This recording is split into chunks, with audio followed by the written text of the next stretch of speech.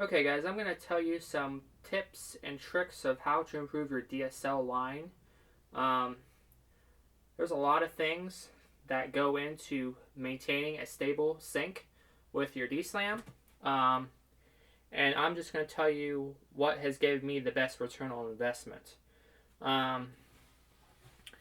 So let me explain the things that I've done to improve my DSL line drastically and maintain a stable sync and eliminate as many CRC errors as possible. So the first thing I'm going to mention is the modem. Okay, now I have several modems. I have CenturyLink. They used to be Embarq in Ohio, but they were bought by CenturyLink, and CenturyLink is basically CenturyTel, Quest, and Embarq, and now they're also level 3. So basically like 4 ISPs combined. So that's what CenturyLink is. And I'm in the ex-Embarq territory, hence this modem has the famous Embarq logo. But I'm going to tell you what modem to use, and it's not just modem, how to improve your DSL line. Okay? Because people complain about their DSL being so freaking awful, but they don't realize how sensitive DSL is. DSL is very, very freaking sensitive.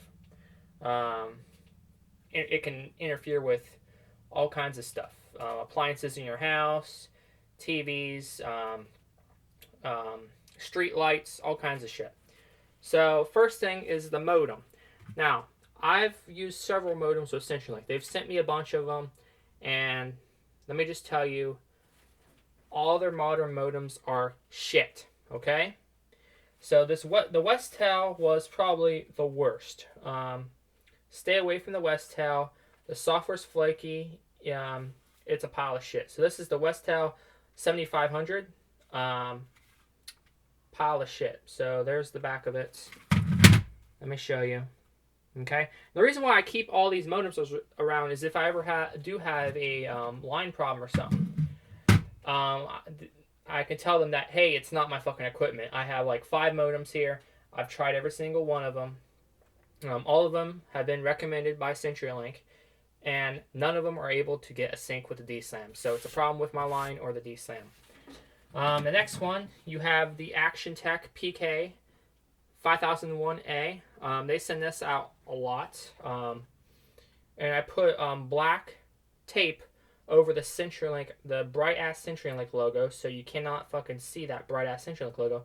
But it doesn't really matter because now it's in the basement. But this thing, it's alright, but it loses sync a lot. It's a pile of shit. And then I have the lovely proclaimed Zyxel. This is a Zyxel C1100Z. This thing, compared to these two, this kept sync a lot better. But every time it would lose power, it lose all its fucking settings. I bridge with PFSense router, the SG1000. It's a micro firewall by Netgate. Runs PFSense software. And so I bridge the modem, which just gives me a layer 2 uplink. That works until you lose power or this thing resets or whatever, and every time it loses power, it loses all its settings and starts over with the CenturyLink setup wizard thingamajigger. It's a pile of shit. It loses settings every fucking time. And I did upgrade this to the latest firmware from CenturyLink's website. So it is running the latest version. And that didn't help at all. It's a pile of shit. So, if you are on standard ADSL 2+ service from CenturyLink, say 24 megabit max, usually they offer 10 megabit max in rural areas, which I'm out in the country, off their remote DSLAMs. So that's what we have. You're going to want to go with the 2-wire. They no longer offer this, and they say it's no longer supported, but as far as stability-wise, it syncs the best, and it maintains signal the best. It's the highest quality. And it's probably the highest quality because the thing was made 10 years ago compared to these things that were only made a year ago. Quality of shit has declined so much. But another thing to take note of is make sure that your modem has a similar chipset to your DSLAM that you're syncing with, because some chipsets, if they go well together. Our DSLAM has an Infineon chipset, and the two-wire syncs lovely with that. So do a little bit of research on what chipset your modem has and what chipset your DSLAM is. And sometimes the modem will tell you what chipset your DSLAM is. Okay? And so if you're on CenturyLink, ADSL2 Plus, the two-wire. I know most people will say the Zyxels or whatever. No. The two-wire has been the most stable. Now, some people say if the two-wire is, they cannot bridge properly. Yes, it can. That is a myth. I have the 2701HD-S, the Embarq two-wire version. Very old, but it does bridge properly and it does disable NAT completely. So people say, oh, you can bridge, but you have to worry about the NAT table. Nope. It completely bypasses the NAT table, provides a layer 2 uplink. You have to go to the MDC and you have to, there is an option to put it in bridge mode. And it will bind to, I believe it's 192.168.1.254. Okay? So, it does bridge properly. And it does a damn good job of it, and it does disable NAT. So as far as modems, now if you're on VDSL, VDSL2, you're getting much higher than 20 meg, 24 meg. You're gonna want to go with the Technicolor or another one of the recommended modems from CenturyLink. The two-wire only does ADSL2 plus because obviously this is a 10-year-old modem. But as far as quality, this does the best. I also heard that the Zyxel 660, which is a very old standalone modem, would be your next best guess. Stay away from these modern piles of shit. They're piles of shit. Okay? Now, a problem with the two wires is the default power adapter will fail after a couple years because the cap will go in it. You can recap the power adapter, or the two-wire takes 5.1 volts, but you can feed it 5 volts. So what I did was I did a little hack. Is I cut off the end of the adapter, the DC jack, and I hot wired it to a USB cable. And what I did is I hooked it into a standard USB charger. Like here's a Dell one. So basically, if this USB charger goes, I can just find another USB charger because there's millions of them, right? And you can get an Apple or Samsung one, which are a bit higher quality. They'll last a lot longer, and use that to power it. So you're not worrying about some cheap Chinese knockoff adapter and not worrying about the voltage and shit. Just wire yourself up a nice USB cable that plugs into the back of the two-wire router and run it off USB chargers. And I have a bunch of these laying around for spares, and just in case one of them dies. That's been a problem with the two-wire routers is the power adapter, the cap fails in it, and it goes. But that's the only problem. As far as that, the two-wire will be the best. Now, how to improve your line quality, okay? So there's a lot of things with DSL. DSL is very fucking sensitive. You have to be trying to eliminate as much sources of interference as possible. So the first thing is if you don't have any landline telephone service, you're going to want to disconnect all the phone lines in the house, okay? And you're going to want to run what is called a home run line to your modem. That is what I've done. I've run a direct home run line straight to the telephone NID. Now the telephone NID is this gray box on the side of your house where your telephone line comes in, okay? And another thing is stay away from DSL splitters or DSL filters. Also stay away from the splitters as well. That split your telephone and DSL. Stay away from any of these little shitty ass dongles. I have lots of them. Stay away from phone filters. If you do have a landline phone, the best way to go about it is get a dedicated line just for the landline phone and a dedicated line just for the DSL, and have that connected at your telephone NID. So you can isolate those two phone lines, and you don't have to worry about filters. It's the best way to go. We used to have a landline phone, and when we did, the DSL had its own number. It had its own line and everything. So we had two lines. And most ISPs, I know CenturyLink did, they will do a second line for free if it's DSL, if it's for DSL. They let us have both the lines, one for DSL, one for phone. They didn't overcharge us or anything. So do that. Stay away from these fucking DSL filters. They're awful. So the next thing is you want to run a home run line. Okay. Now what I did was I went out and instead of using standard telephone cable, because stay away from standard telephone cable to connect to your modem. Why? Because it is unshielded. It's shitty ass Cat 3. It's degraded. What you're gonna want to get is you're gonna want to get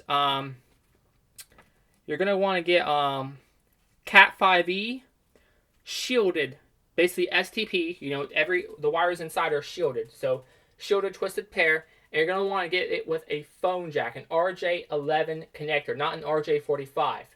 So inside it should have 4 wires, 2 twisted pairs. So what I was able to do is I was able to go on Amazon and actually buy that. It's called Firewall 100 foot category 5e phone/modem patch cable, RJ11 shielded 100 foot. Now I know 100 foot is overkill. You don't want to be running 100 foot runs, but as you can see, I have the remaining sitting down here. What I did was I cut it and I just ran it straight to the NID. But here's the end of it. And obviously this is an RJ11 connector, not an RJ45 like an Ethernet cable. So this is Cat 5e, but this is telephone cable because, well, the connector is a telephone cord. And as you can see in the back of the 2-wire modem, we have it connected. And it literally goes probably 5 foot and it's boom, right at the NID, okay? And I was only able to get this in 100 foot. If I could have got it in 10 foot, I would have. But it's always good to have extra just in case. And sorry about the furnace kicking on.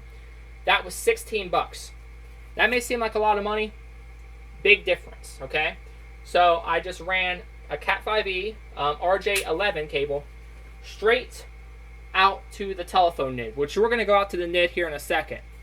So, and then what you do at the NID, if you don't have a landline phone, disconnect every other freaking line in the house from the NID. Only have the DSL circuit connected, okay? So that made a huge difference, having a home run line.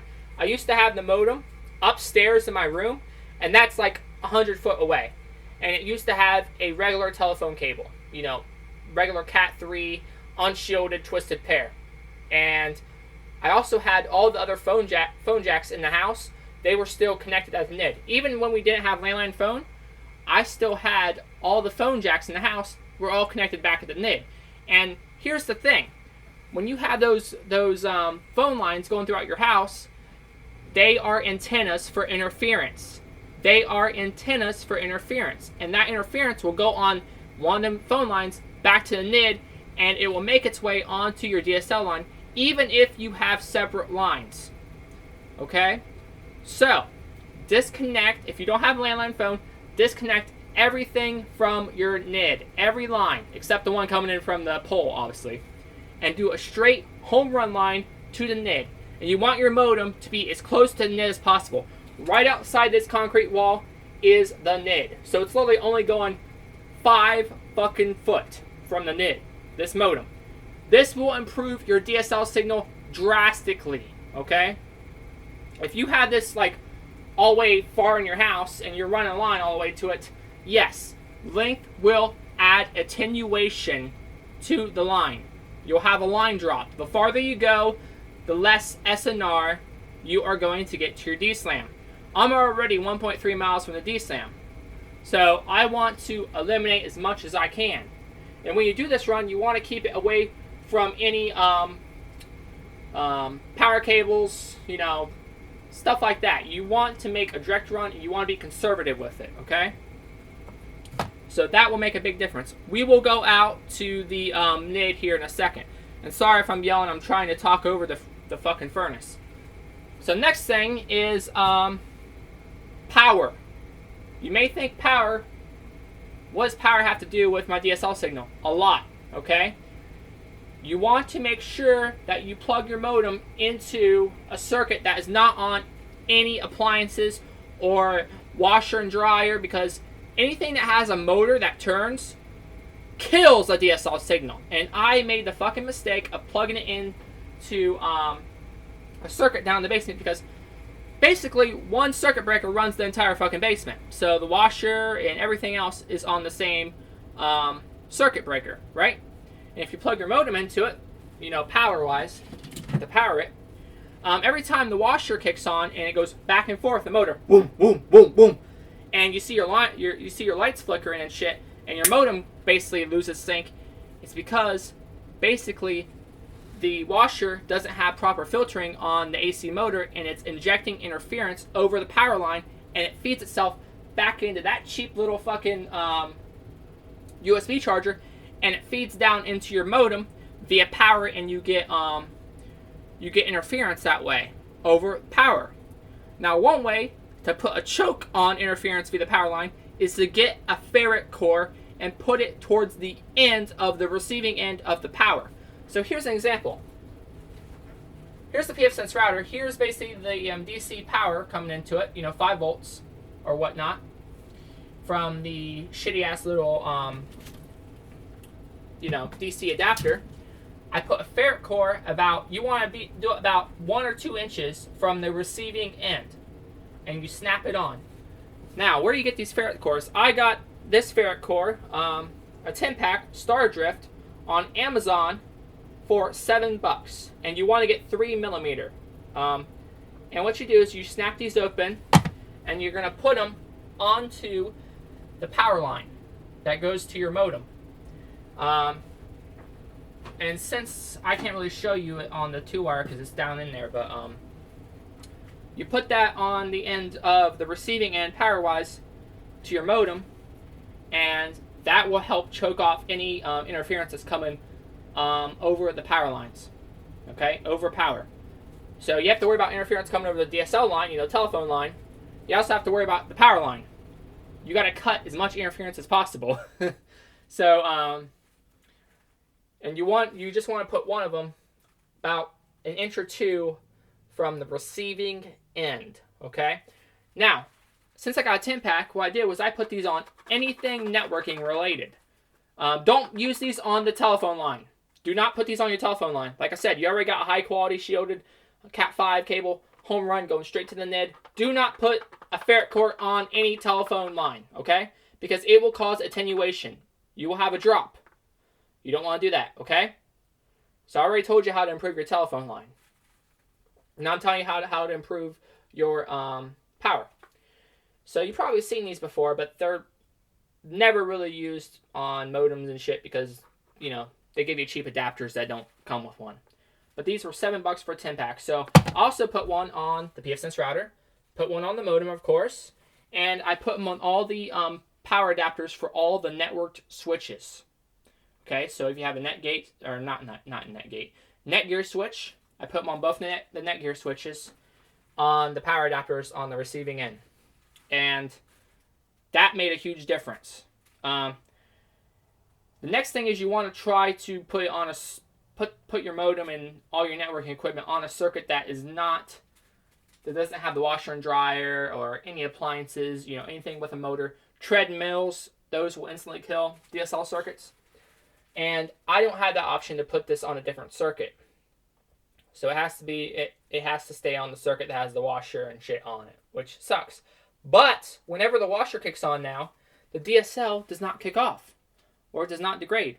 Whenever we used to have the washer kick on, or my brother using his power tools in the garage, you would see CRCs spike out the ass. And normally with my setup, if you don't have the washer on or any of his power tools going, we can go several days with zero CRCs. And I'm 1.3 miles from the DSLAM. That is how good I have made my DSL line. Just from, you know, improving it. Interference-wise, stability-wise, etc. So I knew this was coming over the power line. Because it's like, well, I'm getting a shit ton of CRCs whenever the washer is on. Or whenever my brother's using the power tools. So that means it's coming over the power line. So I put a ferrite core on the modem, the router, the switches. And every time the washer comes on or my brother uses power tools, the DSL line stays in sync. And the CRC errors, yeah, we might get a couple when it kicks on, but we don't get a huge spike in them. It's much, much better. So the ferrite cores do help. Put them on. And if you can, put your modem on a different circuit, power circuit. Some that doesn't have heavy appliances, anything with a motor, power tools, washer, refrigerators, etc. Keep it off of that stuff, okay? If you can help it. Definitely get a ferrite core. So those were two things. Is I did a home run line to the NID, and I put a ferrite core on the power adapters. So now the next part is I'm going to take you out to the NID, and I'm going to tell you exactly what I did. Like I said, the NID is right outside this wall. So getting your modem as close as possible to the NID. Some people call it the DMARC, but in the US it's called the network interface device. Or is that what it's called? Network interface device?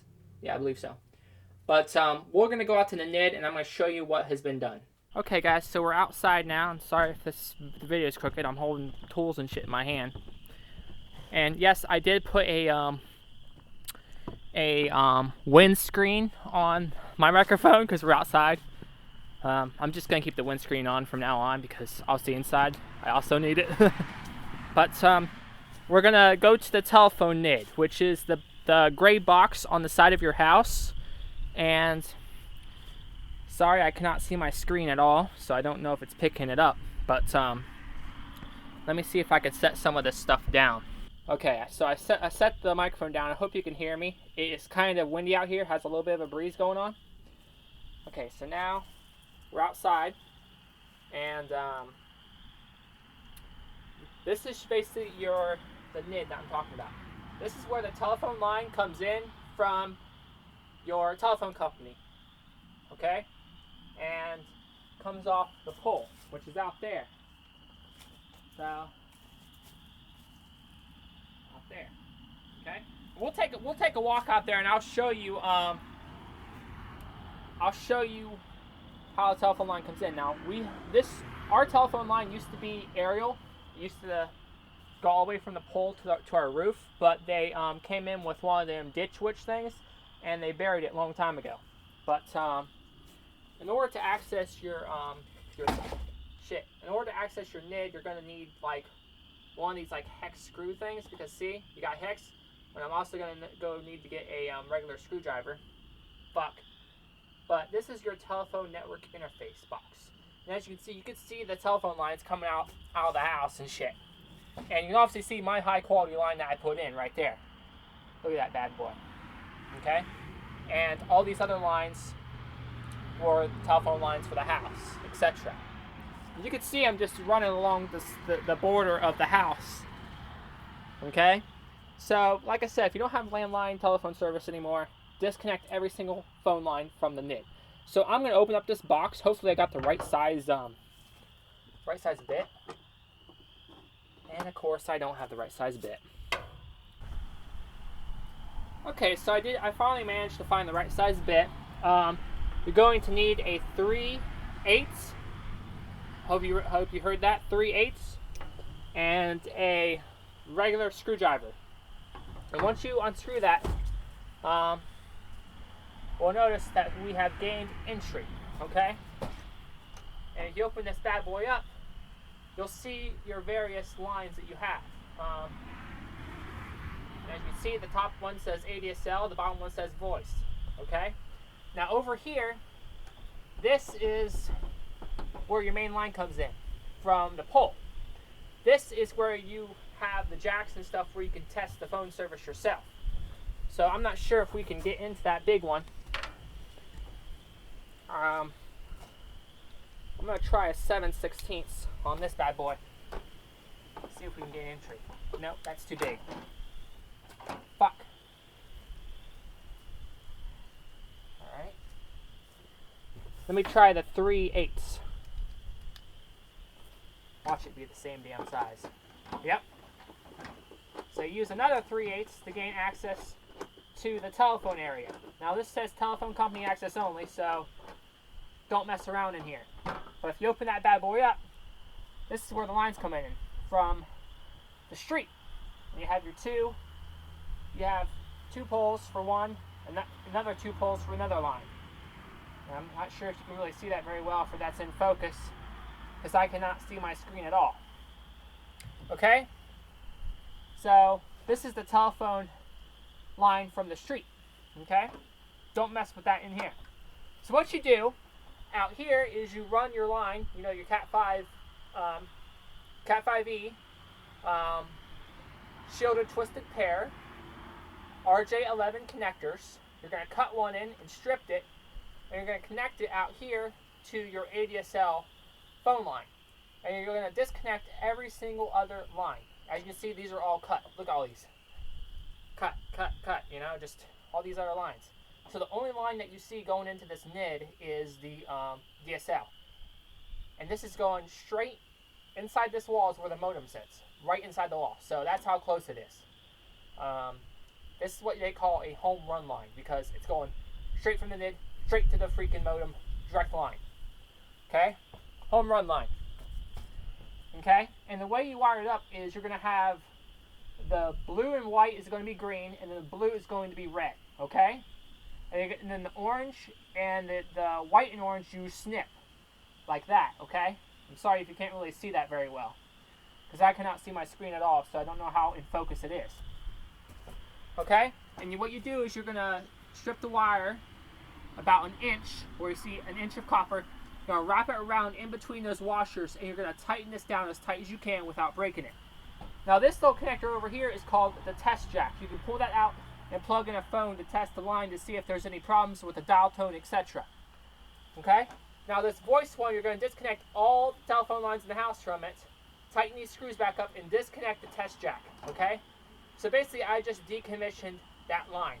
The only line we have is the ADSL line, direct home run. You want to try to keep that shielding as high as you can.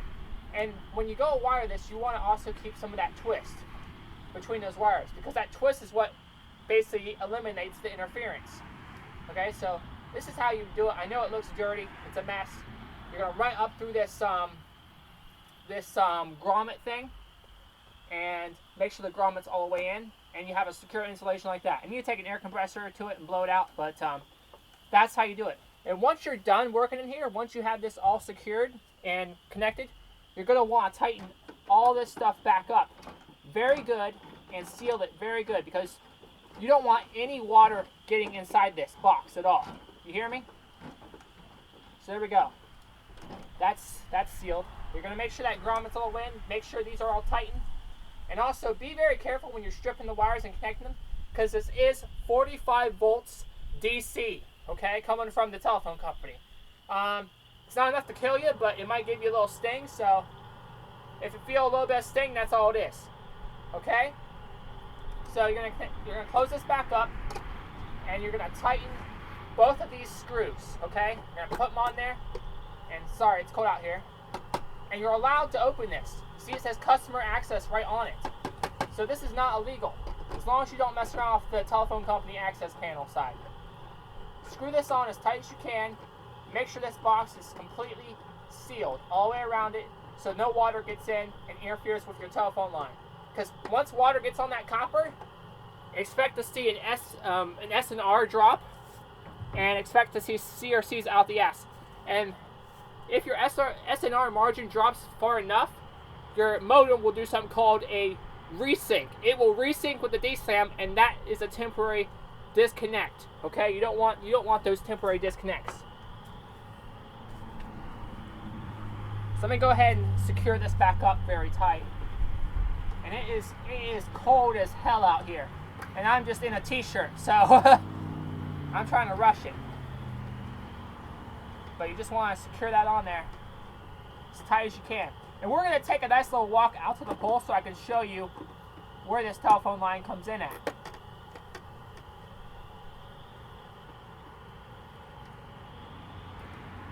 There we go. Nice and snug. It's snapped in.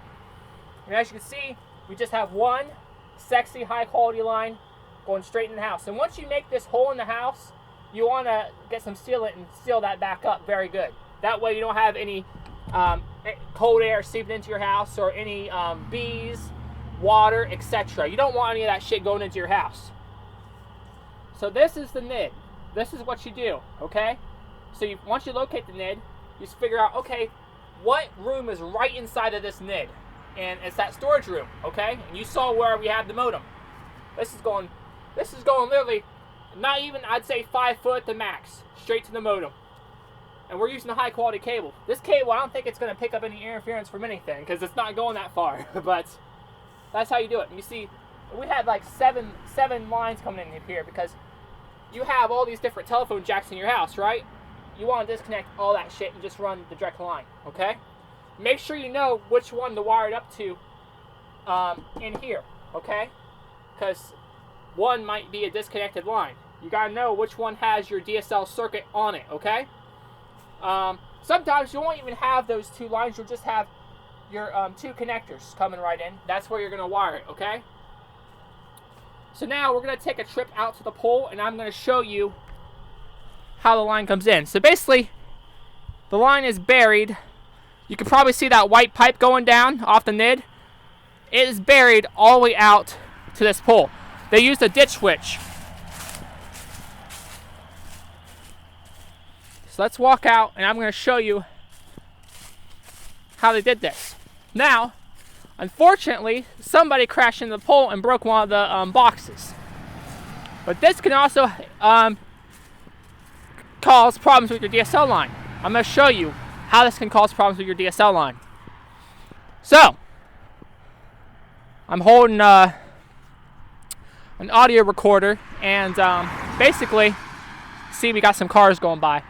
But basically, this right here, I don't know if you can see it, this is your telephone junction box. And that little box up there, you know, you see that thick black line, that's what has your telephone line on it. Let me turn down the recording volume here. Sorry if I'm peaking. I don't want to be peaking. Here we go.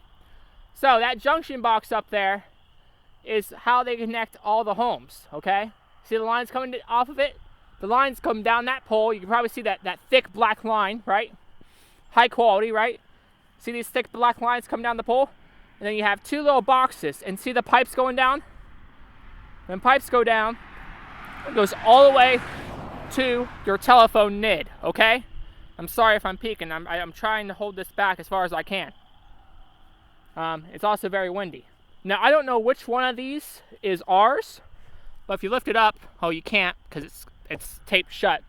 But if these get hit and have cracks in them, when it rains, water can seep in there and cause water on your copper telephone line. Which you don't want to have water on your copper telephone line, because every time there's water, you're going to have an SNR drop. And that's going to cause your internet to go out or your modem to resync down to a slower speed. Because whenever the conditions are not ideal, your modem will still try to sync, but it may sync at a much slower rate. And you'll be wondering, why is my internet going so goddamn slow?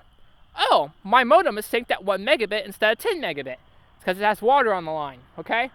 So, I need to come out here sometime, and I'm gonna steal both of those up really well. I'm gonna open them up and recheck the connections. I may restrip the wires and redo them, but I gotta make sure I know which one's mine, because we may disconnect a house, okay? We may disconnect a neighbor, and we don't want an angry neighbor. But that is how it's done. Those are that's the telephone line, okay? That other line on the other pole over there, that is an aerial fiber optic cable, okay? And obviously, the ones all the way at the top, the really thin ones, that is electric, okay? So, this really, really thick one right here, that is the telephone line. That's what has your DSL on it and your landline telephone, okay? So, we went outside. I showed you the NID. I showed you how it was done. So, hopefully now you know how to improve your DSL connection, okay? You want to run a high quality home run line as close as possible to your NID. Disconnect everything else in the house. Connect ferrite cores to all the power. And try to keep your modem as far away from appliances and lights and stuff like that as possible. Luckily, the 2-wire has really good RF shielding all around its enclosure. So if you set close to something, it's able to mitigate that really well, because it has a good RF can going all the way around the actual modem. but you can still get interference seep inside of that from your DSL line and your power line, okay? Most modems don't have a good RF can going around them, so placement is also important. You want to keep it far away from appliances, TVs, all kinds of shit. And another way to figure out what is causing your, let's go inside here. I'm freezing. Okay. Another way to figure out what is causing your interference is to get one of them little cheap portable AM radios and walk around and see what is emitting RF interference, because AM radios can basically pick up a lot of the similar frequencies that the DSL circuit is going to be using. And I still have yet to buy a portable AM radio, but when I do, I will make a follow-up video. And we can identify sources of interference and help mitigate that. DSL is so sensitive to everything, and this is what causes your internet to fucking suck, or drop speed, or cause intermittent problems, okay? So once I get an AM radio, we will make a follow-up. But, yeah, I just wanted to tell you guys some tricks and tips of how to improve your DSL circuit. Let me go back downstairs.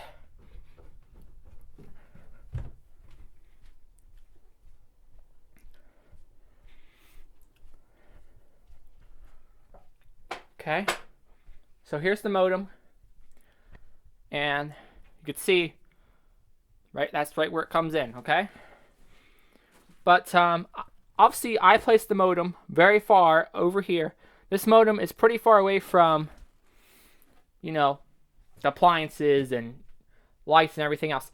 And also another thing that interferes is lights, especially LED. Regular incandescent won't cause any interference, but LED lights that have the nasty little chipsets in them and shit, those can give off a lot of RF interference. So if you have LED lights, keep them far away from the modem. CFLs aren't as bad. CFLs don't really give off any RF interference, so that'll be good. But like I said, the two are like inside of this plastic. It's all metal going all the way around it, so it's like it's in a Faraday cage almost, and that helps against RF interference. But you also gotta figure out interference that's coming over a line. You know, either the DSL line, telephone line, or your power line. Those are the two things that's going into the modem. And like I said, I just showed you how to improve your DSL line and your power line. Also keep it away from power lines, etc. But yeah, I just wanted to show you guys how to improve your DSL line. Those are some tips and tricks. I will do a follow-up when I get an AM radio. But this thing right here, keep it off the circuit that the washer's on, if you can. Keep it off a circuit that has anything motor related or appliance related, etc.